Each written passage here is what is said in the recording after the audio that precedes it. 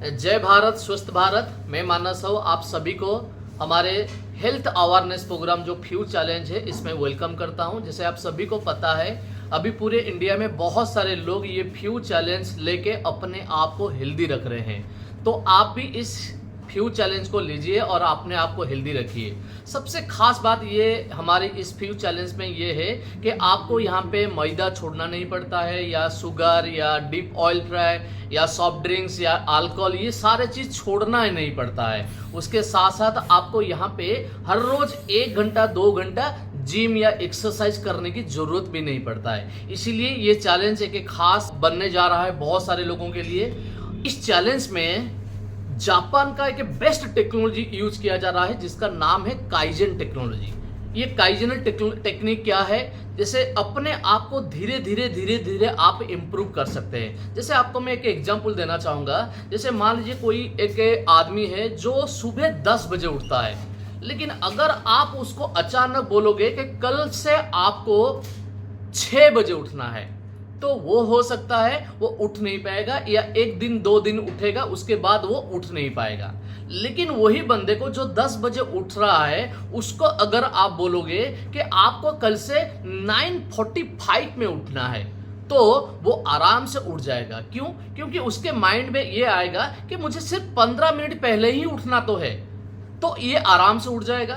उसी तरह ये 15 दिन जैसे ही 9:45 में उठते हैं, उसके बाद उसको 9:30 में फिर उठने के लिए बोलोगे तो वो 9:30 में भी उठ जाएगा, क्योंकि 9:45 से 9:30 यानी कि सिर्फ 15 मिनट का गैप होता है। ऐसे 15 मिनट गैप अगर 15 दिन का हैबिट में या रेगुलर इंटरवल में अगर आप उसको 15 मिनट का अर्ली उठने का आप बोलोगे, तो वो धीरे धीरे करके 8 महीने के अंदर वो 6 बजे उठने का उनके पास एक हैबिट हो जाएगा। लेकिन अचानक उसको 10 बजे उठने वाले को अगर 6 बजे उठने के लिए बोलोगे तो वो उठ नहीं पाएगा। सेम यही चीज हमारे इस फ्यू चैलेंज में यूज हो रहा है। जैसे कि आपको यहाँ पे फ्यू चैलेंज में करना क्या होता है, फ्यू चैलेंज के बारे में अगर आपको पता नहीं है तो आप हमारे पहले वाले इसके लास्ट वाले वीडियो में आपको पता चल जाएगा इसमें आपको क्या क्या करना है। बस ओवरऑल आपको बताता हूँ। फ्यू चैलेंज में जो एक रूटीन बनाया गया है, सारे चीज जो रूटीन हेल्थ रिलेटेड जो रूटीन बनाया गया है, उसी रूटीन को आपको सिर्फ 10 दिन मानना है। लेकिन अगर हम आपको ये बोलते कि नहीं आपको पूरा महीने भर 30 दिन आपको ये मानना होगा, तो बहुत सारे क्या 99% लोग इस चैलेंज को एक्सेप्ट नहीं करेंगे। लेकिन हम क्या बोल रहे हैं, महीने में सिर्फ 10 दिन इस चैलेंज को या इस रूटीन को आपको मानना है। और जैसे ही 10 दिन आप मान लोगे तो अगले महीने क्या करोगे, वो 10 दिन को 11 दिन कर सकते हो, 11 दिन को फिर 12 दिन कर सकते हो। हर महीने अगर 1 दिन या 2 दिन भी बढ़ाते हो ना, तो साल खत्म होते होते आप ये रूटीन को महीने में 20-25 दिन मान सकते हो। लेकिन अगर अचानक आपको बोला जाएगा कि ये रूटीन को आपको पहले मंथ से 20-25 दिन मानना पड़ेगा, तो कोई भी ये चैलेंज को एक्सेप्ट नहीं करेंगे। देखिए इंडिया में 2 कैटेगरी के लोग हैं, 99% लोग और 1% लोग। जो 99% लोग हैं ना, वो परफेक्ट करने के चक्कर में शुरू नहीं करते हैं, और जो 1% लोग हैं वो परफेक्ट करते हैं, वो रोज जिम जाते हैं, वो रोज अच्छा खाते हैं, वो एक कैटेगरी है। लेकिन 99% लोग जो है वो शुरू नहीं कर पाते हैं, क्योंकि उनको डर ये खा जाता है कि मुझे रोज करना पड़ेगा। लेकिन हमारे इस फ्यू चैलेंज में एक खास बात यह है कि आपको ये रोज करने की जरूरत नहीं पड़ेगी।